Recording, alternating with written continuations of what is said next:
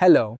In this short talk, we'll answer a question every newcomer asks. Why do hackers and security professionals use Python so much? I'll give you the practical reasons, no marketing, so you understand why Python will be one of your most useful tools. First, Python is easy. Its syntax is simple and close to plain English, so beginners can be productive fast. For security work, that matters. You shouldn't spend weeks learning language syntax when you could be building and testing tools.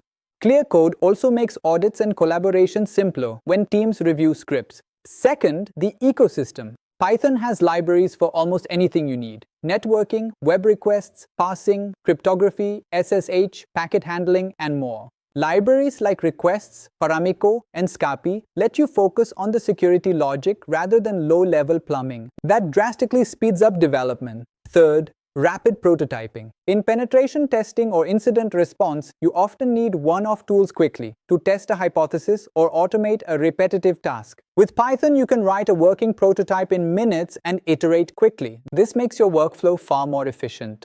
Fourth, portability. Python runs on Windows, Linux, and macOS. A script you write on your laptop will usually run unchanged on a server or a teammate's machine. For red teams, blue teams, and incident responders, this cross-platform nature is a huge advantage. Fifth, integration. Python talks to everything: system commands, REST APIs, databases, cloud services, and other tools. This makes it ideal for building orchestration scripts, automated reports, or glue code that connects multiple security tools into a single workflow.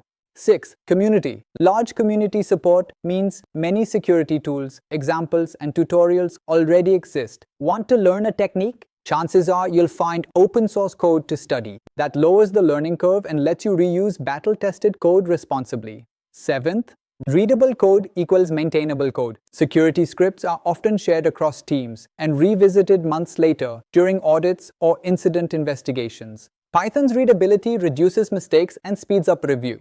Important note, Python itself is neutral. The same capabilities that let you automate defensive work can be misused. This course teaches responsible, ethical use only, to find and fix vulnerabilities, not to exploit others without permission. Always get explicit authorization before testing any system. Here's a tiny, harmless example showing how quickly Python can fetch a web page, a building block used in many security tasks like automated recon. In 2 lines, you can check availability or pull a page for analysis. In short, Python is simple, powerful, and well supported, which is why both attackers and defenders use it. In the next lecture, we'll install the key libraries and set up a safe lab environment so you can practice without risk.